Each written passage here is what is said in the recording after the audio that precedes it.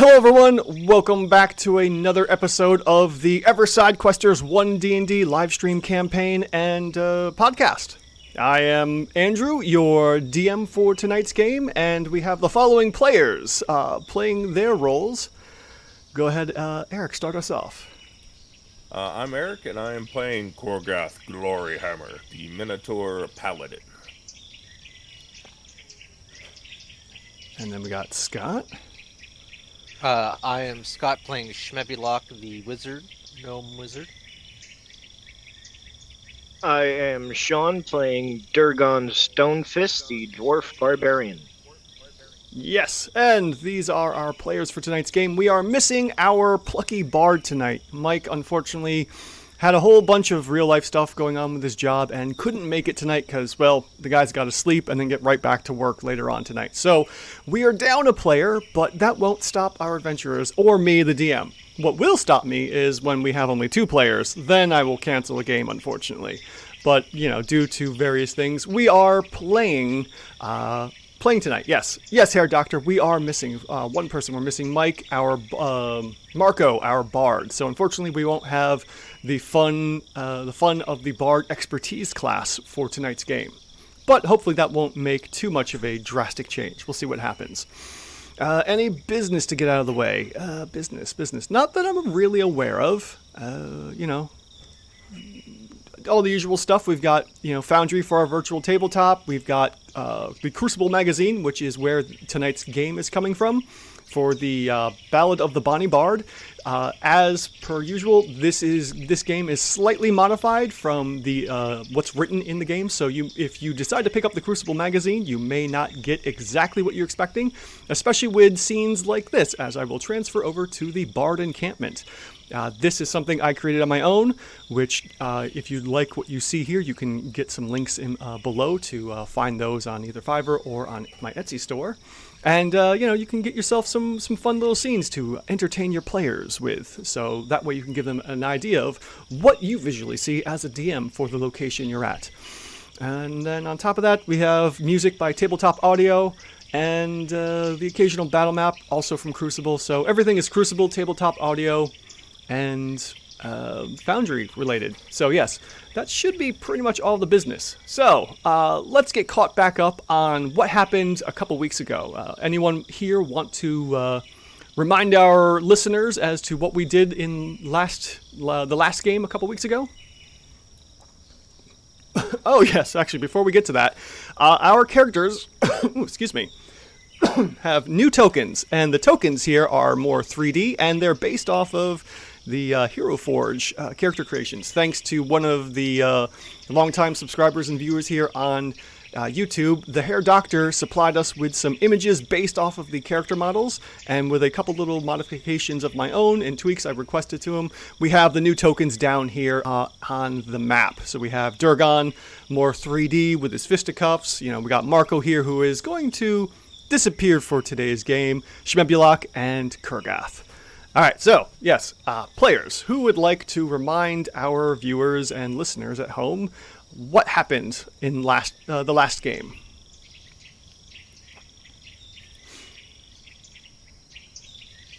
If anyone remembers. Last game, we resolved the getting washed up on shore. We dealt with some pirates. Mm-hmm. And then I think we had a couple puzzles from some talking stones. Yep. I can't remember what else. Right, the monkey and the puma, and then we from there we found the shack here. Yes. And in between that, during travels, you guys also encountered a rather luxurious bouquet of flowers that had infected some of you. So some of you are under the, I guess you could say, poisonous effects of the flowers, pollens and such in this tropical island here. So a few of you have those effects of wisdom and, wisdom and something else based rolls? Skill rolls? I have to double check that real quick. Let's see here, where was that one? Nope, not that one. Yes, here it is. So this encounter was the It's All Good, Man, and dexterity and intelligence based checks and saving throws for 1 hour. have a -1 penalty. So, as a reminder, you got a couple of you are under those effects. I think one of you passed it, Durgon, which I think was pretty fitting. I don't believe you were affected by it, but everyone else rolls -1 against intelligence and dex checks and saving throws. All right, so as we left off here at the hut, we have our players who found another stone tablet, and from the stone tablet they have some directions on where to go next. And they also encountered, Marco noticed it, a rather fine-looking loot, a mastercraft loot, a stunning necklace, and a note. And the note, well, as Marco read it and started to look it over, it just crumbles and disappears in his hands and just blows away in the winds. So the note, unfortunately, is nothing to behold. But the rest of you all, as Marco is kind of really captivated by this, he just kind of goes quiet and just is fixated on this loot, this mastercraft loot, and is just inspecting it over and over again. He seems to be kind of lost in concentration, almost in a trance. But for the rest of you, what would you like to do? Would you like a reminder about the next clue that you got here from this hut here?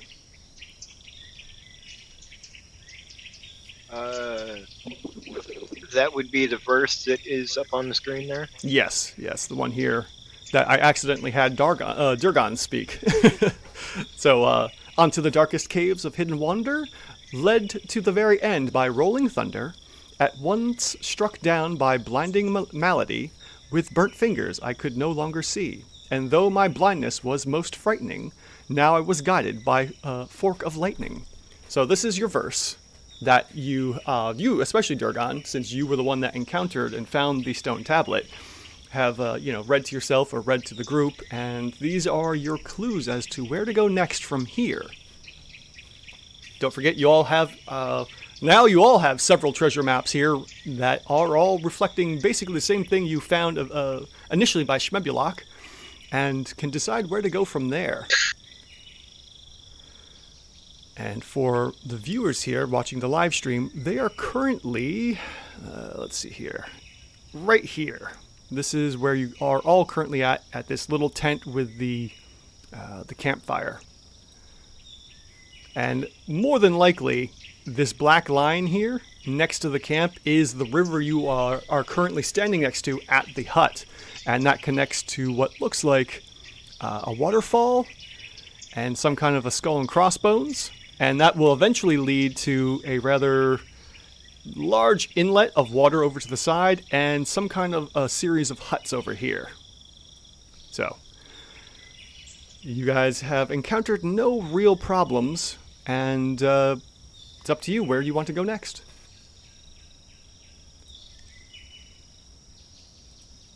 We're going right for the skull and crossbone cave? That's what I'm thinking. Yeah, the way I'm interpreting it is Cave of Wonder. That's the only cave I see. Rolling thunder would be the sound of the waterfall. Mm-hmm. Burnt fingers because they're still close to the volcano, or I think what that is. Be the campfire. And a fork of lightning, that could be the fork in the river here.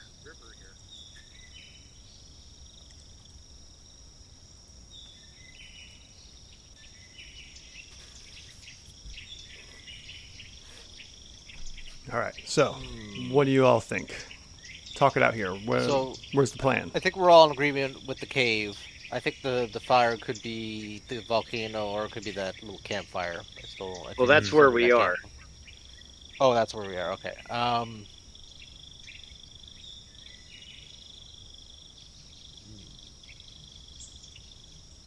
guess we just head to the cave for now. That's what I'm assuming. That's what I'm reading out of this. Yes. Okay, so you are all in agreement to start heading on to the caves here with the skull and crossbones then, huh? Yeah, I mean, if we want to make it easier, we can head over to the river, since that's close by, and just follow that north. Mm-hmm. Okay.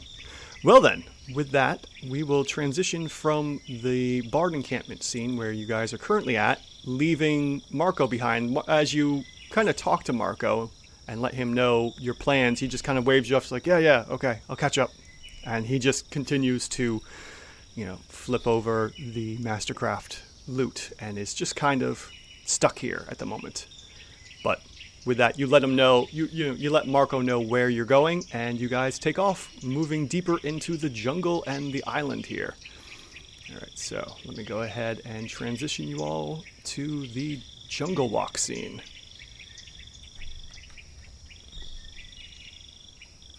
Okay. Can you guys see the map without your tokens? Yes. Yes. Okay, good. I finally got that figured out. All right, so we no longer need the tokens, which is good. And you all begin to start walking through the jungle here. Now, it is a considerable distance between, where you walked from the monkey and puma stone figures to the encampment. That was about an hour's walk, and from what you can see on the map, it looks like this part of the jungle walk is going to be a bit longer.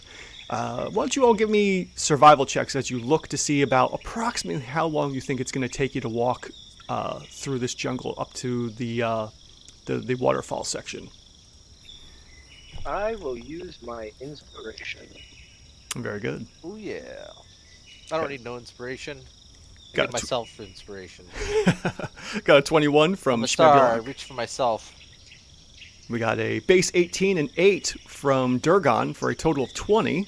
Very good. Kurgath, did you want to do a survival check as well? Yeah. Okay, base 10 for a total of 10. Okay, so with that, Kurgath, maybe the heat and the humidity of this island, the tropicalness here is just kind of getting to you. And, you all begin to start walking, and you figure it's probably a good 2-hour march from the camp here along the jungle and up to the cave section here. So it's going to take a little bit to get there. And with that,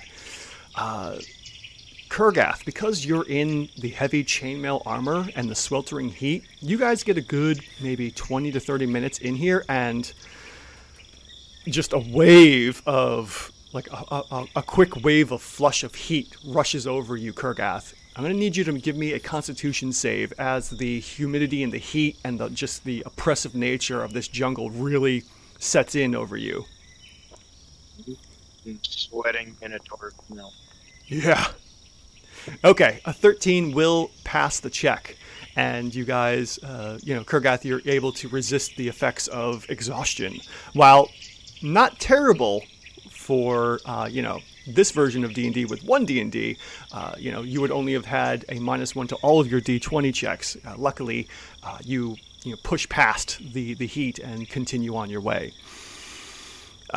As you continue along your jungle adventures here for the first hour or so, where was I going with this? Yes, the effects of the plants finally dissipates from you all, and anyone that was affected by the pollens of the plants no longer has that, that lackadaisical attitude. So if you have any effects that are taking care of that, or if you've been just mentally taking care of that, you can now forget about it. But as you make your first hour's trek through the jungle, I'm going to need someone to roll me a d10, please. I'll do it. Okay.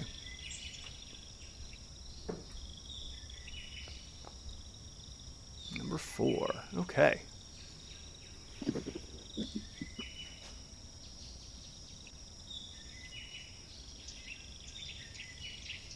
Okay. So, as you all begin trekking through the paths here of the jungle, of a somewhat beaten path, it looks like whoever's been moving back and forth between the encampment to your next destination, you can see something of a clear path.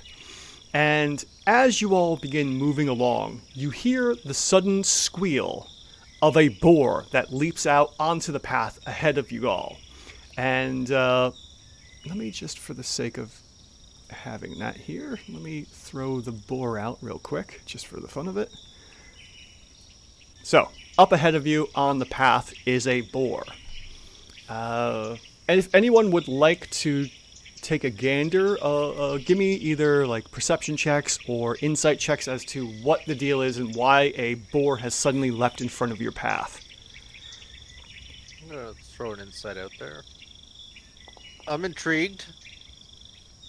Okay. Show us what you got, boar. Okay, you got a Did you 6. say perception or insight? Perception or insight, whatever you feel is a stronger roll for you. We're on the same page about this boar, whatever it is. Yeah, you ain't joking. Okay, so we got Kurgath with a 6 and Durgon with a 12. Durgon, you notice off to the right, and more than likely after looking at this, this looks like a female boar. And with your perception check, you can hear the rustlings coming from the side of the jungle bit, maybe off to the right or off to the left. There's some rustling here, and you're pretty sure you have just encountered a mother boar that may be protecting its little pack of piglets. So you have a feeling that you've unfortunately stumbled across a mother boar here. What would you like to do? As it holds its position, it's not rutting or anything. It's not trying to threaten you, but it is holding its ground. I'll tell the others to freeze. Okay. I think this has got young ones in the bushes there. Maybe we should go around.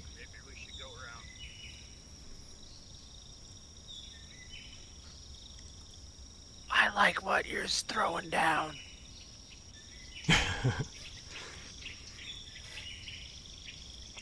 Anyone else? Thoughts? You want to try and go around? Yeah, let's go around. Yeah. Okay. Yeah. Well, We don't know how long we would have to wait for them to move on. true. Well, I mean, that is a lot of work, but I don't think I want to deal with that. I don't think I want to carry around a boar. True, yeah. That would not be a fun encounter.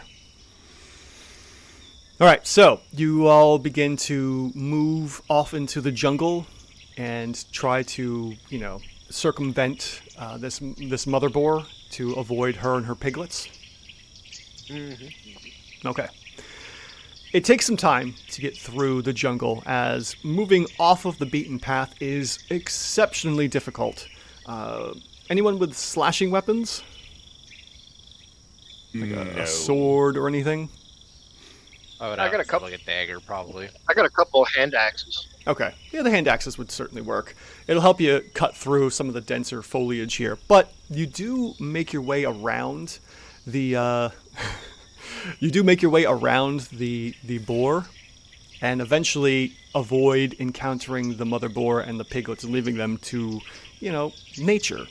And unfortunately, this costs about a good half hour's worth of time making your way around. And luckily, you do find the path again. It's not too terribly hard, but because of just how dense and how thick this jungle is, it makes it slow going to get around it. You don't have to go too terribly far, and you can kind of more or less keep your eye on the path, but eventually you do make your way around, and the boar watches you disappear into the forest, and then you get well enough away so that you don't have to worry about dealing with the mother boar anymore, and get yourself back on the path and continue on your way.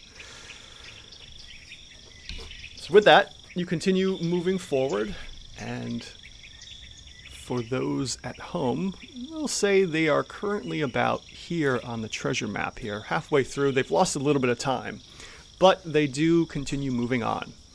And as you continue going through, you get to what you would consider maybe the halfway mark of the distance here. And we're probably getting somewhere closer to the afternoon here. If anyone wants to roll a survival check to kind of gauge what time it is, go ahead and give me one of those. But you're probably halfway.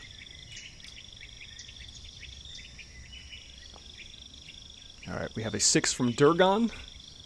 Being outside in the upper world is not his forte, unfortunately, and a 6 is a little thrown off. Kurgath as well, unfortunately, with a 5 is, thrown out. His places in the fighting pits doesn't lead to much of a orientation here. Shmebulok with a 13 is able to get a sense that, yes, it's probably closer to about 3 or 4 in the afternoon now. And looking back at the map and seeing, following the water a bit as you have been, you're figuring you're probably a little less than halfway there.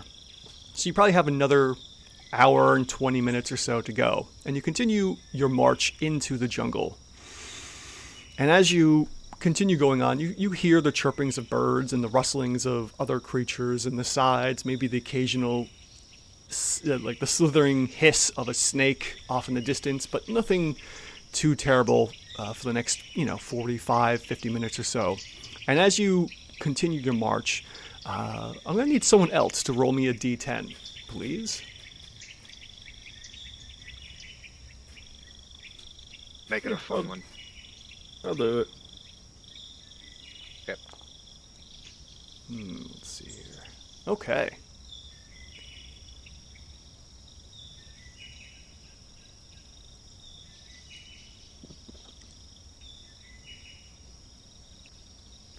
Alright, so as you continue going on, you hear the singing, you hear a loud sound of singing off in the distance. It looks like if you were, if we're looking at the map here and you're heading north along the water's edge, it would probably be off to the west somewhere. Yeah, it's very interesting because you can't quite hear it, but it sounds almost humanoid. Why don't you all give me either investigation or like a perception? Probably a perception check would be best here. And if you if you roll under your passive, go ahead and give me the passive for this.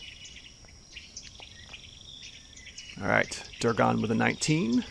Oof. Kurgath almost with a natural 20. And Shmebulok with a 15. So we have two 15s and a 19. Yes, all three of you are listening in on this, and it does sound like singing, but it's off. There's something peculiar about this. It doesn't sound quite humanoid. Would you like to investigate? I'm interested. We're here to Sure. explore. Okay. So harpies. Yes, harpies maybe. That would be interesting, wouldn't it? As you listen to the sound, you hear it coming from one source, and you move into the brush a little ways, and, someone, why don't you all give me an investigation check to kind of pinpoint this singing noise. Oh, this ought to be good. These are definitely harpies.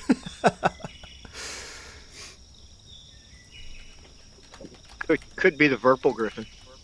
Right?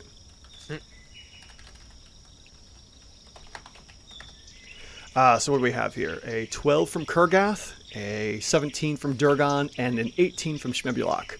So Durgan and Shmebulok, you both kind of look up into the trees and into the canopy here, and you see it.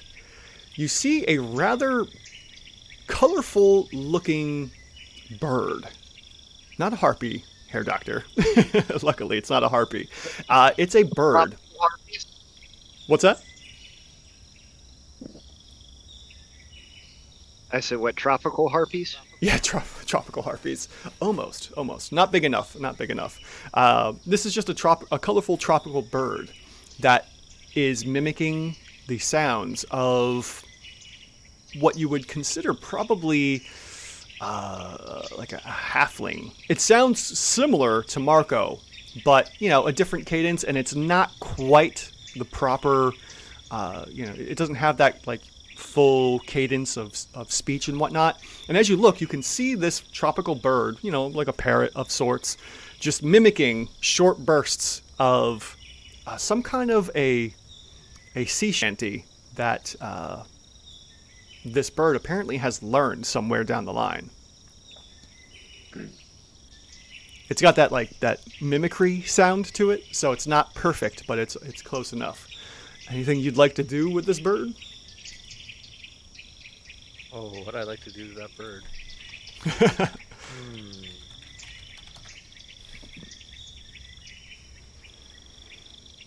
Yeah, does anyone want to talk to it? See if it's coherent? Yeah, it's asking a question. Wait, birds talk? I've run into bird people before in this world, so it's not beyond the pale to have a bird talk. Oh, that's amazing. I will step forward. Hey, bird! Yes, what you want? What you want? Oh. Schmebulok, what do I do? Oh, you're on a roll. Keep going.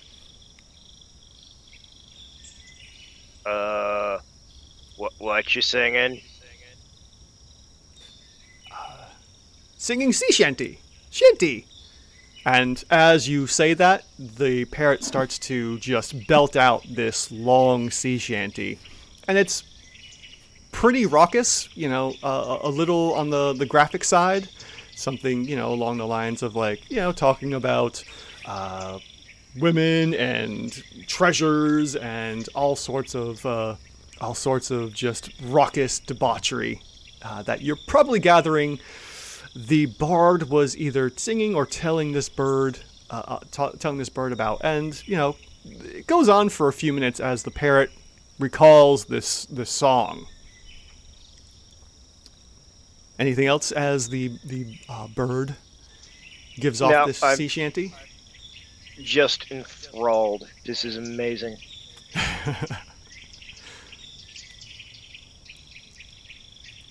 Anyone else got any questions for the parrot?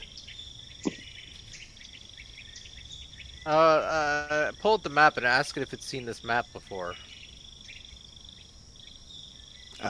So it cocks its head to the side. You know how when an animal notices something that it recognizes, it kind of tilts its head to the side. You hear the bird after the shanty's over, which was pretty good. The parrot goes, no map, yes, no map.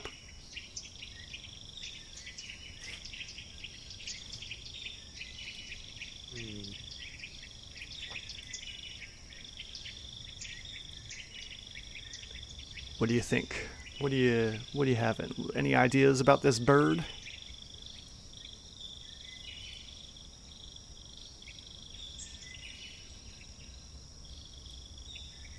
Let's see if I can lure it down with some food and see if I can just interact with it a little more. Okay. Go ahead and give me an animal handling check. Oh, we have ourselves a natural 20 here, folks, and due to the One D&D rolls. What's that? I said the bird is mine. Yes. And because of the One D&D rules on the natural 20 from the character creation rolls, Schmebulok himself got himself inspiration. So if you already have inspiration, you can award it to someone else, or go ahead and check that box off. As you, what does it look like when you entice the parrot down to you? I'm gonna probably be doing mage hand with a bit of extra food that I have and trying to coax it towards me. Obviously it's way up high and I'm a little gnome, so it's probably the easiest way to show it the food and try to bring it down while whispering. Psst, psst. So it does. It notices what you're doing. Maybe you raise the mage hand of food up a little bit, and it comes and it just flaps down and lands on your shoulder and starts to peck away at whatever food you offer it.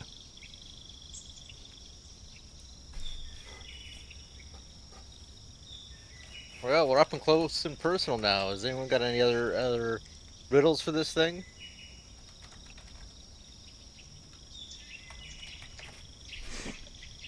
Where the treasure? You ask about the treasure, and it just cocks a strange, look at you. No treasure? What treasure? No treasure. What treasure? ha ha ha ha ha. He's silly.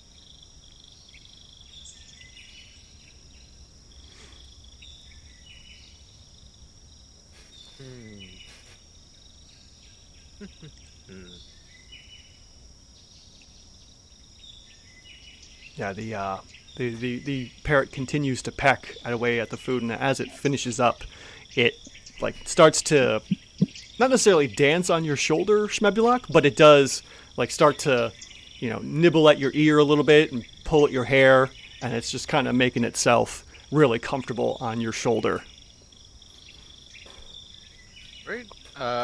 Onward to the cave, I guess. Sure. All right, looks like the Ever Sidequesters have found themselves a little bit of a mascot, or at least a feathery friend for the time being. All right, so then you all are continuing on to the waterfalls, which for our viewers is Yes. just so north of where their location is, right about here or so. All right.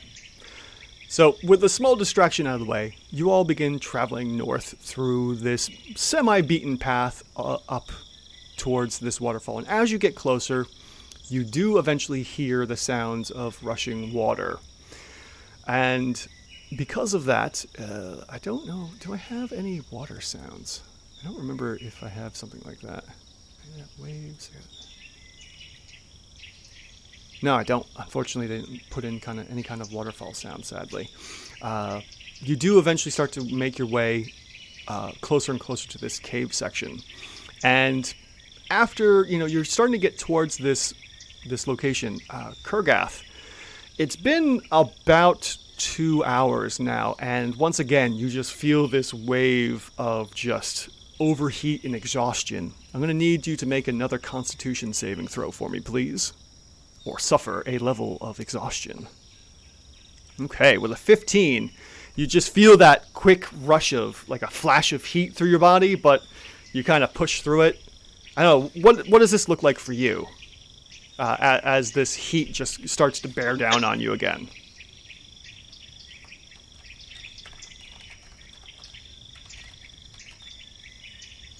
Yeah, it just be like a momentary, like, quick hit of, like, dizziness. I'll just snort and shake my head and shake it off. Okay, yeah. So everyone else hears, the Minotaur just and shake a bit, and then continues on and just pushes as if nothing's going on. And Candy Holic said, "You got to name the parrot now, so start thinking about that." That's the rules. That is not my birth. Okay, so you finish walking as the sounds of a waterfall get louder and louder, and eventually you come across this.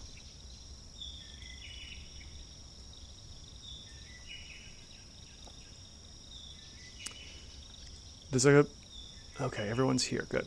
So, off to the right side as you come up here, the river itself splits a bit, and it looks like there are two sections of water rushing through here. Off to the right, you have the rather large waterfall that pours down into the main section of the river, and it looks like somewhere along the ways, more water is trickling around this section of cavern and mountainous region, and they both reach and connect to this point here that you find yourselves at. And off into the back here, you see a cave entrance that I'm currently pinging underneath this canopy of trees and leaves and whatnot of these tropical palms and what have you. So let me read you guys something here real quick. Who's the dude on the flying carpet? I was gonna say I found Bigfoot. Little stone figurine maybe thing. I don't know. Maybe it's just I know there's just some weird things in the background here. Let's see. Okay. So, as you move on into this section, the thunderous roar of a 40-foot-high waterfall fills the air as it tumbles down the side of a rocky crag. A darkened cave with skulls carved in an arch above it sits at the base. Old yellow bones litter the ground outside, and a light breeze with a musty scent comes from within. What would you like to do? Well, this looks inviting. Doesn't it, though? I mean, we came all this way to go find the cave. I think we should turn around and go home now.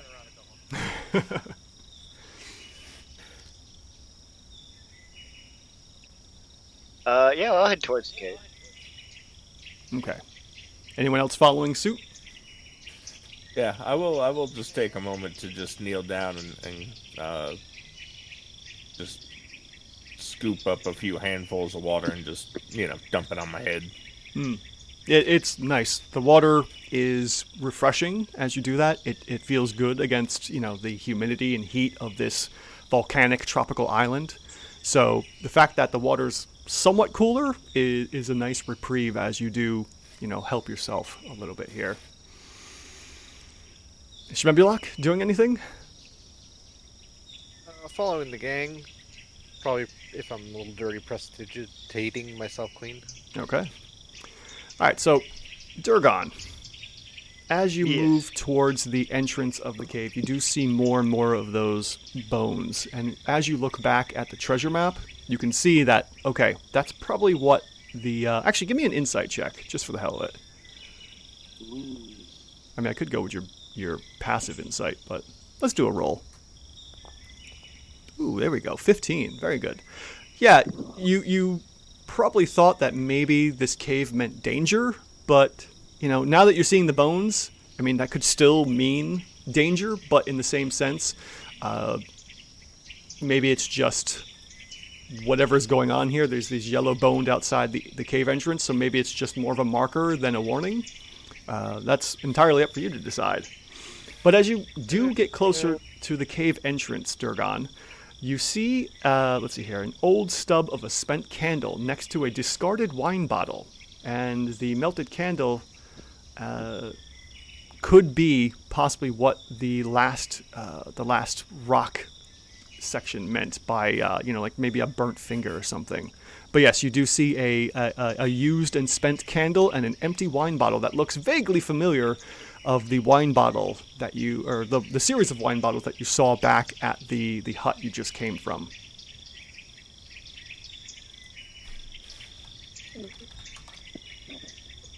What's the ground like outside the cave? Is it dirt, stone, sand?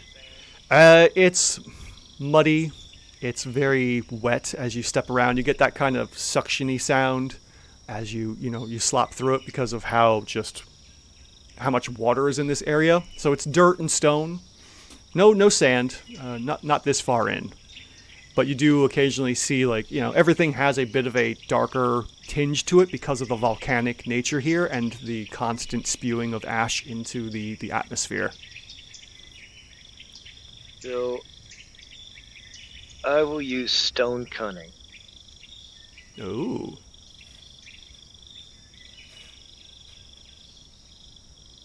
Okay. And go ahead.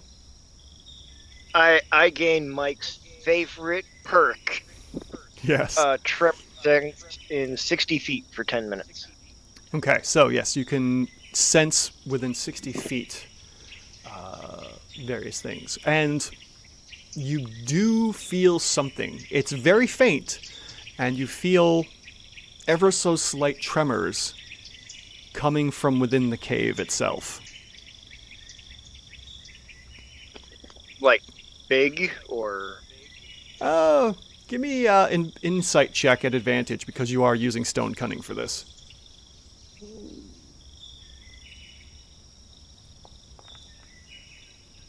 Okay, got a 16 here. Let me double check real quick to see what we have going on in there. Oh, great, you don't even know. We're screwed. No, I do know. It's been a while since I looked at this section, so I don't recall properly.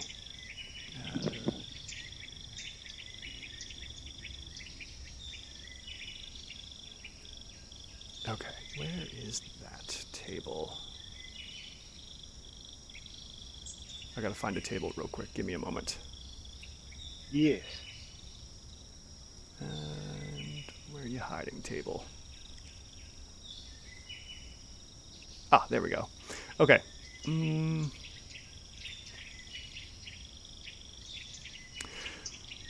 Nothing huge. Like, nothing terribly huge. If you were to take a guess, they could be of a medium size or smaller from the tremor senses and the slight vibrations you're feeling through the stone.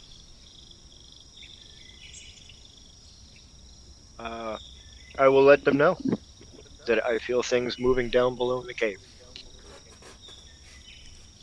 Deep in your loins? Whoa! Gird your loins, folks.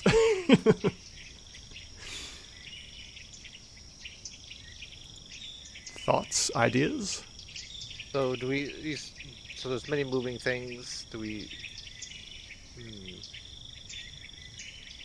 I mean, I'm just letting you know that there's something down there. Something down there, but we don't have any indication if it's coming towards us. But it's just something that's there.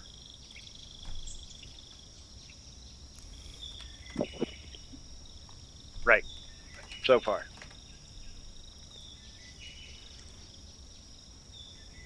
I mean, unless we have some. I think that's spooky enough that unless we have a reason to go there for the treasure, I'd say we leave well enough alone. What do you guys think?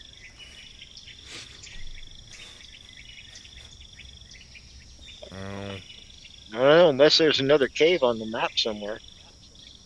All right. Yeah, I'm only seeing the one cave. Give me an insight check. Everyone. Pogody. You sense death. Alright, we have Durgon with a 6. Kurgath with a 2, unfortunately. Botching the roll. Guys, I think we should... Shmebialok, the only voice of reason. Shmebialok with a 23 here. Okay.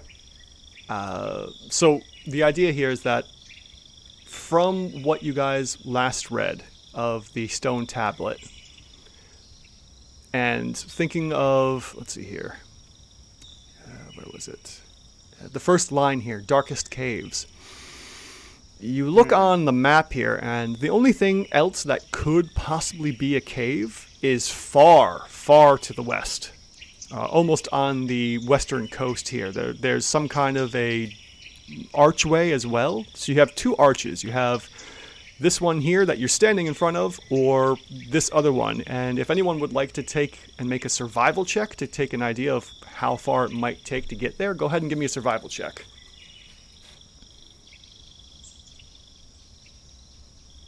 I'll do I it. mean, I'm good with proceeding with the cave we're at.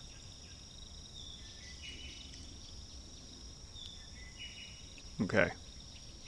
Durgon with a 9 on the survival check. The far west thing that might be a cave.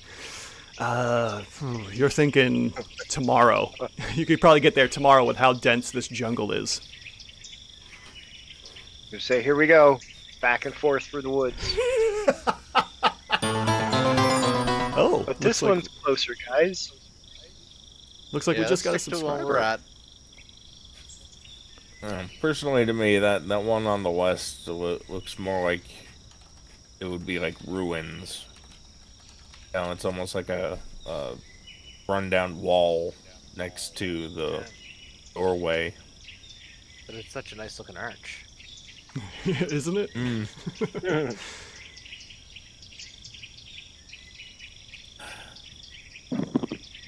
Oh man, I'm really enjoying the live stream chat. Air Doctor's like, my paranoid adventurer senses are kicking in. So what's the idea? You're heading into the Going cave? deep dark. Going Yeah. into the deep dark? Yes. Does everyone have dark Sounds like- vision? No. Wait, what? I believe you asked That's about... about dark vision. Yeah, there you go. Oh yeah, yeah I do. But I could light a torch. You should light the torch. I'm going to.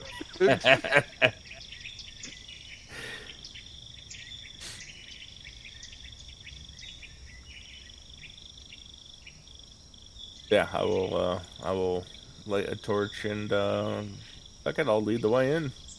Okay. All right. We shall transition to a new map. Let's see here. Game over. Yes, yes. We've hit the Dark Souls of the One D&D campaign. You flip to the wrong page in the book and the adventure is over. Let's see here. Where am I going here? I think that's what we want. Yeah, this looks like it. Okay. Let me get some music going back on here for a moment. Uh-oh, I don't own a token with vision on this map. Yep, I'll get you guys in here in a moment. I'm blind. Okay. And I'll pull you guys in here in a moment. Alright, Durgan. Kurgath leading the way, and Shmebulok. Okay. Let me go ahead and switch the lighting here to dark as you move into the cave system here, and I will give Kurgath the torch vision effect for lighting. Alright, so that'll be 40 dim, 20 bright, and Yeah, 2020. Yep, and torch.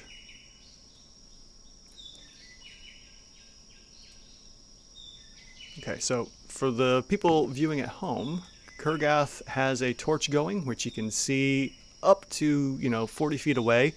Shmebulok, you have dark vision, it seems. I think I need to fix Yes. that. Let me just double check. Correct. Yeah, you have too far. There we go. And let me fix that real quick. Reset the fog of war.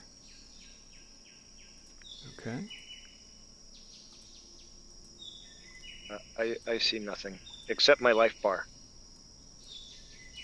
And let's see what's your vision here. Vision enabled. There we go. I'll have to fix those. Okay, so Durgan can... Oh, no, you have 60 feet as well, right? Because you have dark vision? I think he has 120 because aren't you a Durgar? Oh. No, he's not. He's a special type oh, of right. He's- deep-born regular dwarf. Skateboard, yes. Okay, and I had to fix Shmebulok because unfortunately I thought Shmebulok was a Snurf at first, and then had to correct that for a rock gnome. Deep Dark, are they gonna fight a warden? Minecraft joke. No, unfortunately, no wardens in here. Looks like perfect place for Kobold Spa. And Durgan Stone Cutting should still be active, I think. Yes, it is active for 10 minutes, which is fantastic. Okay, so you guys are in the cave systems here. Where would you like to go? Let me see something real quick. Is there anything for me to...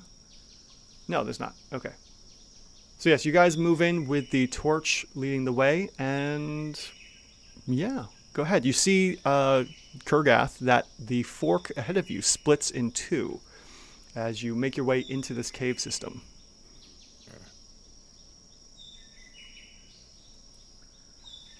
Alright. Kind of looks like this wraps around into a circle here. So I will move farther up. Okay. Split the party. Split the party. So Ooh, there's 3 of us and 3 ways to go. yes, Kurgath, as you come forward deeper into this mine section here, you see 3 splits in the map here. You have a, we'll say, northwest direction, a northeast direction, and an east direction, which may split once again. So, question is, which path do you want to take? I'm gonna look back at Durgan. Which one of these do you feel the motion from? Anywhere within 60 feet, Andy? Yes, let me see here. Anywhere in 60 feet. Okay, so you're feeling motion. Let's see here. North and northeast. So, somewhere up this way and up this way, you're feeling motion coming from. I'll point out those two tunnels. Things in there.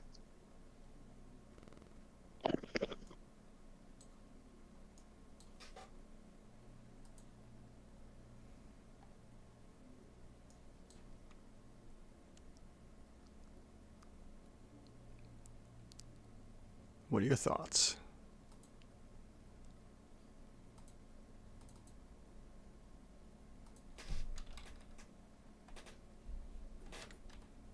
Well, what do we want to do? We can head east to try to avoid them, but that does mean that there's the chance that they came up behind us. From the behind? That sounds bad. Tight fit, tight fit.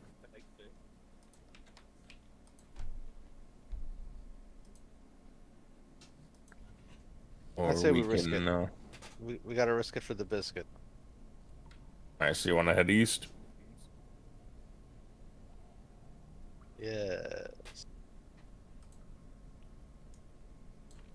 Okay. So we're going to try and go around them. I think so, for now. If we feel like picking a fight, we can do it on the way we out. That's true. All right, Kurgath, Alright, lead on. I'll move over to here, Okay.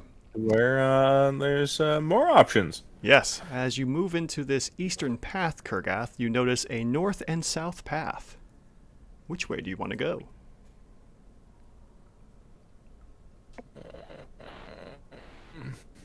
You know what? South brings us farther from the noise, so let's try that.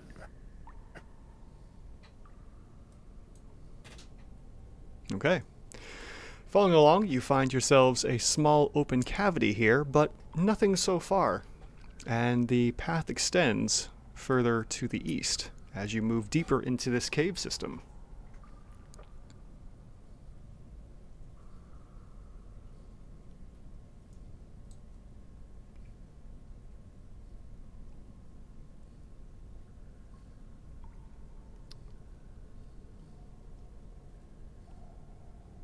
Okay.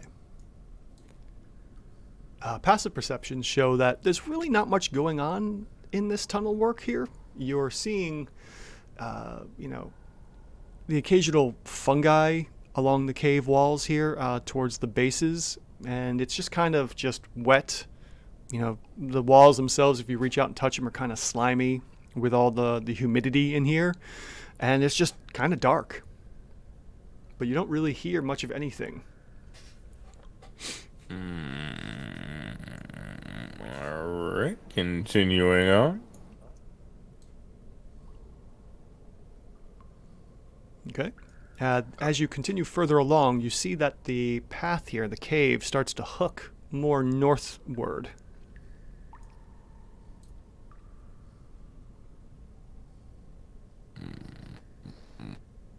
No signs of tracks or anything like that in here? No, you look around and it's really hard to make out any kind of sense of tracks here. The stone itself, it's rather smooth, so there's really nothing leaving any kind of tracks. You could potentially look back and see, your feet themselves are leaving quick imprints, but with as fast as you walk or as slow as you walk and look back, the footprints that you're leaving are pretty much wiped away pretty quick by added moisture of the humidity here. So the humidity is really just impacting the cave. I want to keep my eye out for any wildlife that might be in the cave. Okay. No, nothing Possibly so chat far 'em for up. wildlife. It's where we get one of those surprise spinosaurs. Get up. Got Okay. through that just fine.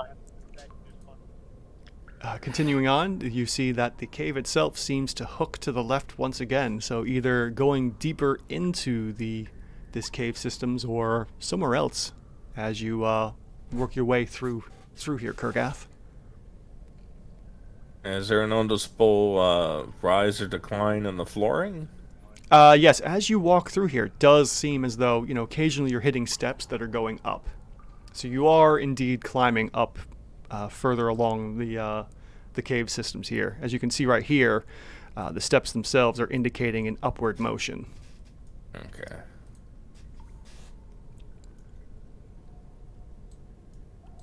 Yep. You come around the corner here, and it seems to bank to the right, heading north again.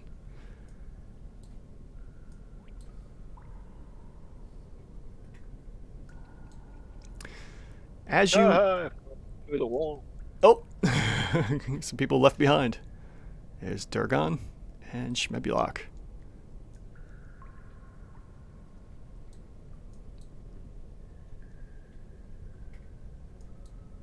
Okay. Kurgath, as you walk further up this way, you're starting to see light come through the cave here. It looks like you may have found the exit to this cave system already, as natural light is pouring through here.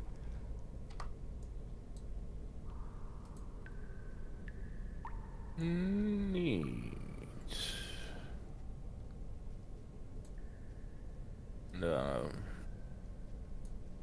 Yeah, once I can confirm that's daylight out there, I'll extinguish the torch. Yeah, you get closer, and sure enough, you can see that it is indeed daylight coming through.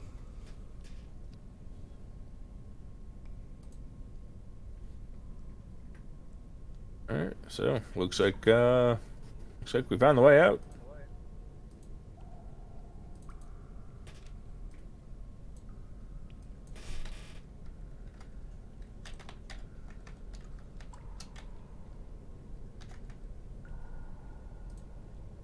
Okay. And as you make your way around the corner, you find yourself in front of a shack and a hut here. Off to the right, you can see a clear source of water, a nice small flowing pool, and yes, a bunch of other stuff going on here. Would you like to continue on forward? Actually, real quick, before you move any further, near the exit here, in a nook, probably somewhere like right around here, with your passive perceptions, you notice another carved tablet. And I will give you that in just a second here. And the tablet reads, make sure I'm not on anyone. The path led on to a man most wise, greater than his people in title and size. Of baubles and trinkets he had no desire, and so I asked plainly, what do you require? A single act, he wanted my heart. Then later, with a smile, did the two of us part.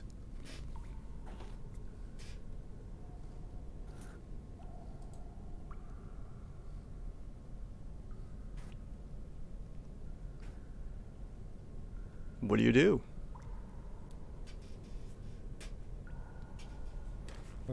I'm gonna step out so I can get a better look at things.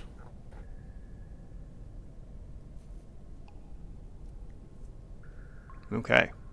As you step out, we will transition to a new scene. Let's see here.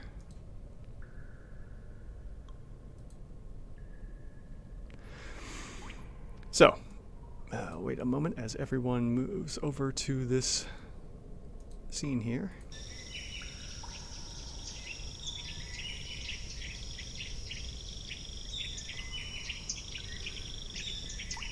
I got Eric. Okay, everyone here? You see this scene here? Yes. Okay, so, following a steep ascent, the cave tunnel opens onto a broad clearing with a small pool feeding the roaring waterfall. A simple wooden hut sits next to the path leading further upwards. Its roof sagging and damaged. In front of the hut are racks of drying blue leather and a woven baskets and woven baskets holding various fruits. In a flash, a figure steps out of the doorway wearing a skull mask and gripping a staff decorated with bones and feathers in one gnarled hand. So let me go ahead and pull that out for you. Where are you hiding there? Yeah, there you are.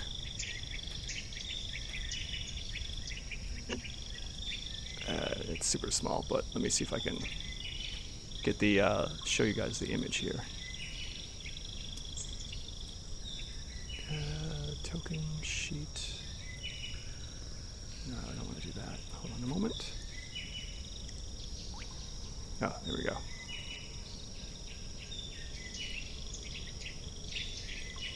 I don't know. What did I just show you? The character sheet, or I'm trying to show the artwork? I just see the small token. Okay. Yeah, I was hoping I could get the artwork shown, but it's being a pain.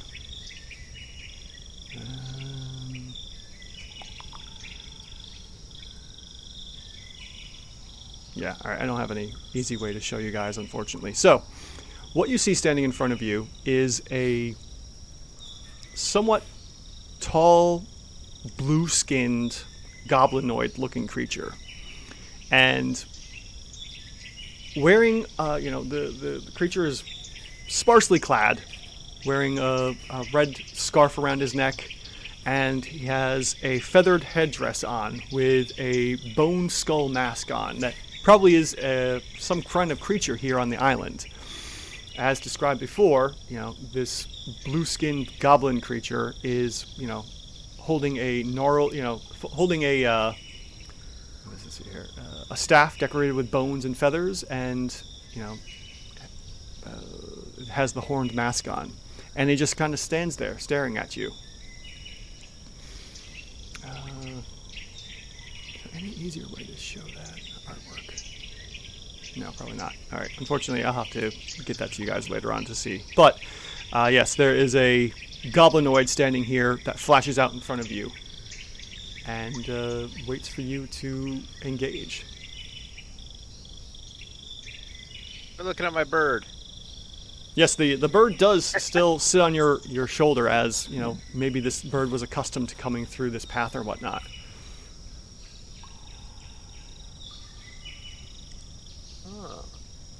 What do you do? So you two know each other.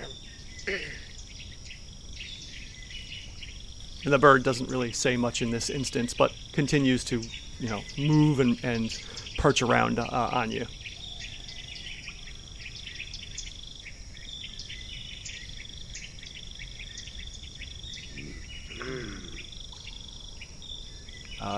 What's everyone's passive perception as you take in this goblinoid? 11. Same. 12, sorry. 12. 12? Alright. Everyone give me a perception check as you look over this goblinoid here.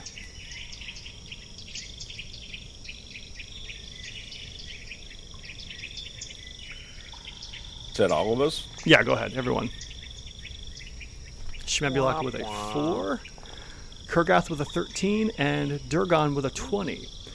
Kurgath and Durgon, you notice as you look over this goblin who just sits there patiently waiting for you to engage him, you see a silver, a worked silver necklace that dangles from his neck, and at the end of it is a musical note charm. More than likely, you can gather that this is probably belonged to the Bonny Bard, and either took it from him or was maybe a gift or something. But for whatever reason, this goblin, who by all intents and purposes that you can see here, the woven baskets and the tan blue leathers, the fruits and whatnot, this goblin doesn't have any kind of worked metal besides this silver necklace here.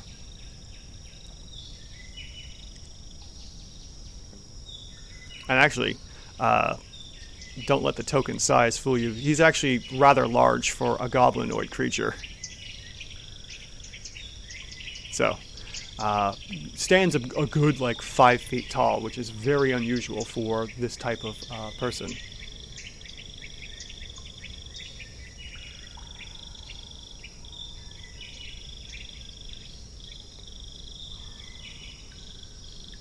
So, anyone encounter or want to speak with him? Sure, I'll go up to him and introduce myself. I'm assuming he would tower over me. Yeah, so just take out my hand, introduce myself. Yes, he also reaches out his hand and speaks to you. So you introduce yourself, go ahead.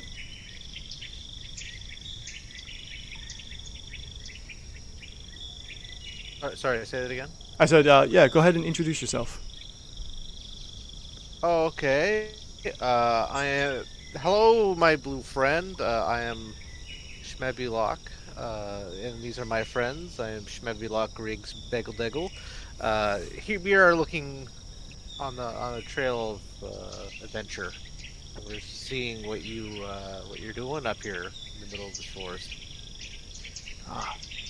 It's good to meet you, little friend. You on adventure? Adventure for what? For more parrots right now. Hi. Get more parrots. I see you know the Bard's parrot.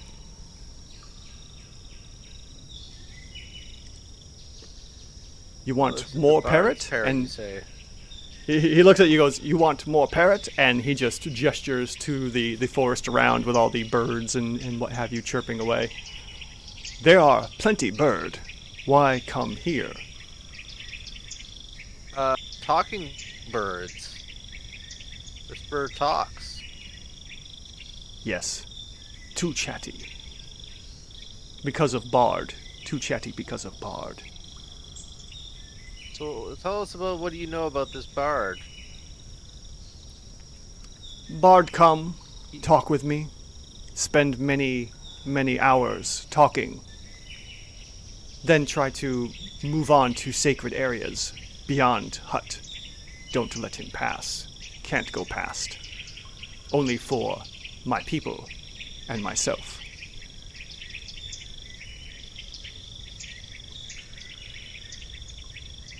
Why only you and your people? This sacred site, very, very important to us and our, how do you say, our gods.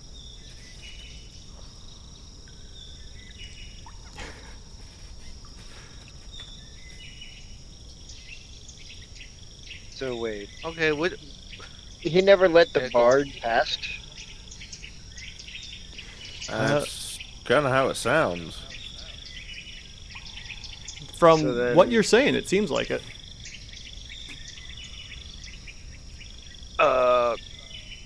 Can I tell if he's lying? Sure, give me an insight check.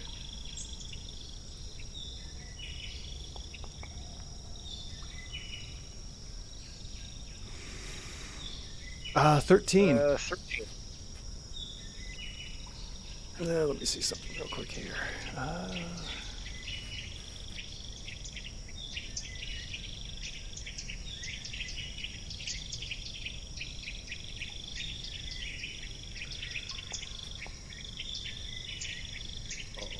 Your dice rolling.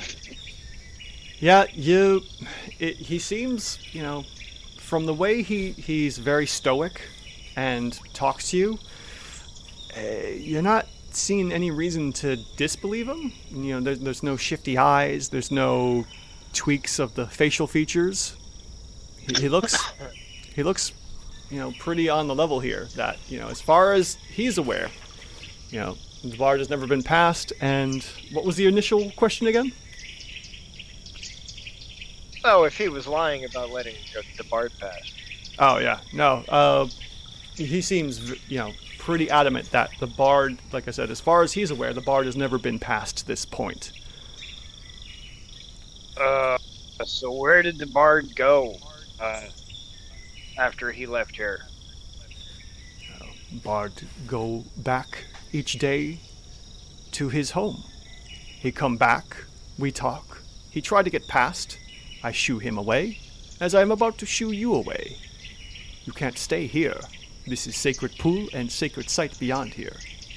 If there's nothing else, you must go away.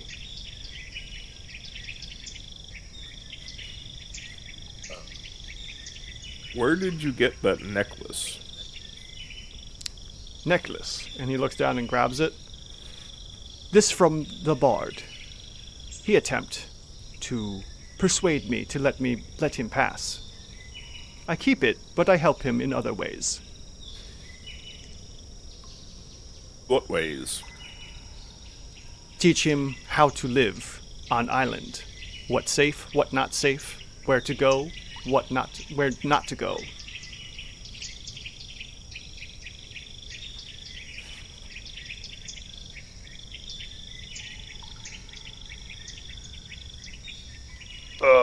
Well then, he must be up one of the mother branches in the cave. I have not seen Bard in some time, have you? Did you come from his home? Is he still there?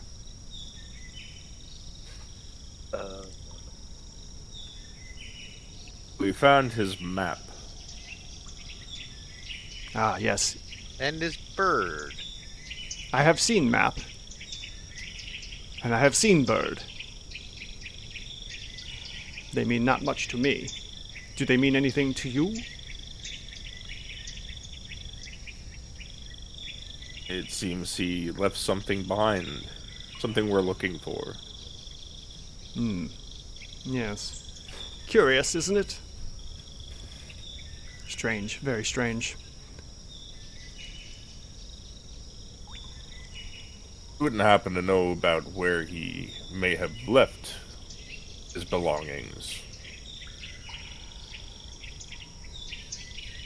Back at hut, from what I understand.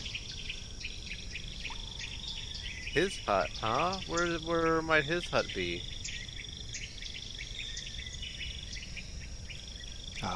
Down at base. Lower from here.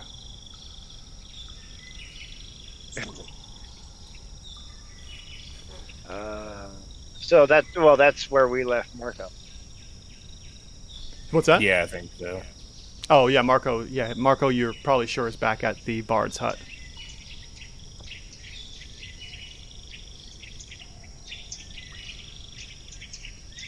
Do your people reside within the cave below? No. My people scattered on island, live in many places. Do you know what lives within the caves? Creatures. Big snakes. Spiders. Many nasty creatures. You did not find them while coming through here? We heard movement, but we did not encounter anything. Very lucky. Very lucky indeed. And as he stands there, he starts turning around. If there's nothing else, then I please wish you to leave and go about your business elsewhere. And he turns and he starts looking at the damaged roof in his hut and starts kind of pondering to himself, looking around.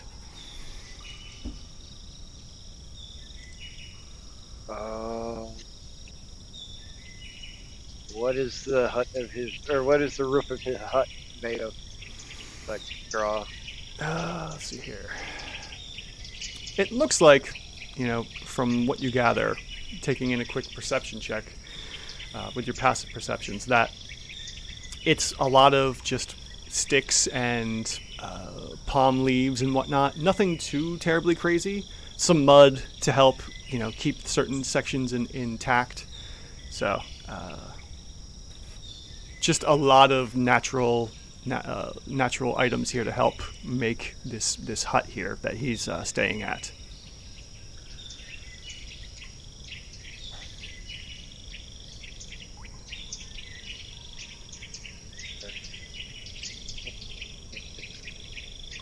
Is there anything we can help you with that you are in need of? And he turns back around and looks at you. Oh, help. Yes, help. Help with roof. That could be grateful. Very grateful if you help with roof. And the minute you say that, like a grandparent to a child, he just grabs a couple things, some tools, some really rough-made tools, and then walks over to you and just hands them to you, like pushes them onto your chest. And he starts barking orders very quickly of like, some dirt. He's like, you get dirt. You, little one, grab leaves. You, not so little, get more wood.